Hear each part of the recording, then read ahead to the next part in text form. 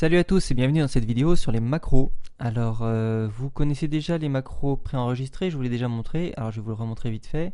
Donc ici nous avons la fenêtre de macros que vous pouvez ouvrir en allant dans Open Workspace Window et vous allez dans voilà macro qui est ici. Ça donne cette petite fenêtre. Vous n'avez pas d'option dans la fenêtre à part d'afficher ou cacher des pages. Voilà. Je vous rappelle comment modifier le nom d'une page, vous faites Set Legend, Page Legends, vous cliquez sur la page et vous changez le nom. Voilà. Donc, je vais cacher la page. Les macros, les préenregistrés. Vous allez ouvrir une fenêtre qui s'appelle Show Library. Vous allez dedans et ici vous avez accès aux palettes, à tout ce qu'il y a dans votre show. Et on va prendre macros. Et donc dans vos macros, vous avez des tonnes de macros préenregistrés. Donc je vous laisserai tout regarder et voir ce qui vous intéresse ou pas. Donc moi j'utilise les fades pour pouvoir changer mes temps de fade. Alors là je me rends compte que il me manque un temps de fade de 2 secondes. Donc je vais venir copier, sélectionner mon palais de fade de 2 secondes et je vais le coller ici. Voilà, donc là j'ai créé une macro préenregistrée. Vous en avez plein de types. Voilà, vous avez le choix. Maintenant, il y a quelques macros qui n'existent pas et pour cela, vous pouvez créer des macros, enregistrer vos propres macros. Alors, c'est un peu comme sur la Hog, c'est-à-dire que c'est des keystrokes. C'est donc des appuis sur les touches. C'est des macros qui vont donc faire ce que vous avez cliqué au fur et à mesure. Donc, pour cela, nous allons utiliser ce petit bouton macro. Alors, vous allez cliquer dessus, faire record. Là, vous pouvez donner un nom. Je ne vais pas donner un nom tout de suite. Je vais juste cliquer dans une case vide de ma fenêtre macro. Et là, macro clignote. Pendant tout ce temps-là, j'enregistre. Tous les appuis de touche vont être enregistrés. Donc, je vais faire par exemple une petite macro qui va me permettre de changer de page à la fin d'un morceau si je suis en tournée avec un groupe.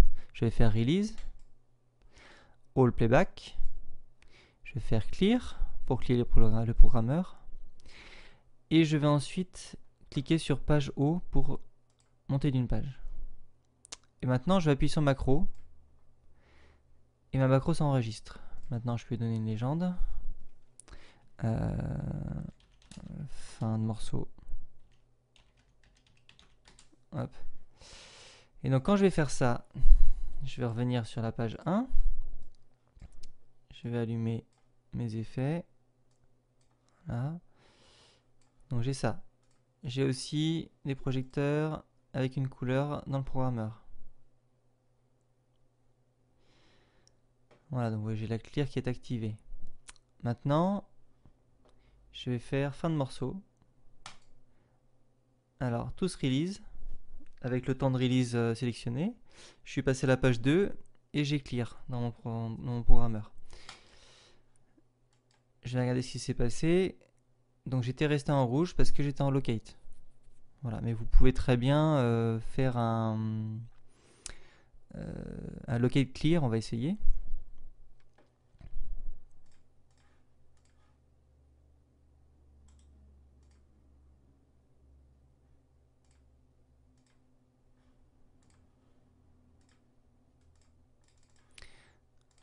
On va essayer. Alors c'est parti.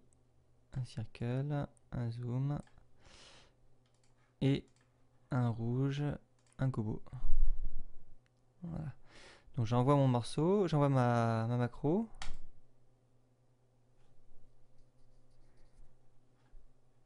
Et quand je reprends mes projecteurs, ils seront venus à blanc en locate. C'est pas mal. Vous avez vu que ça se faisait à vue. Bon, la technique c'est d'avoir le grand master de bloquer. Et puis vous pouvez, si je fais playback option sur le grand master et que je mets en lock, voilà. Donc là je baisse, je fais ma macro et au morceau suivant je remonte le grand master et j'envoie mes go sur le morceau suivant. Donc voilà, vous avez plein de possibilités, il n'y a pas que pour faire cette macro là, mais c'est une petite macro qui est sympathique.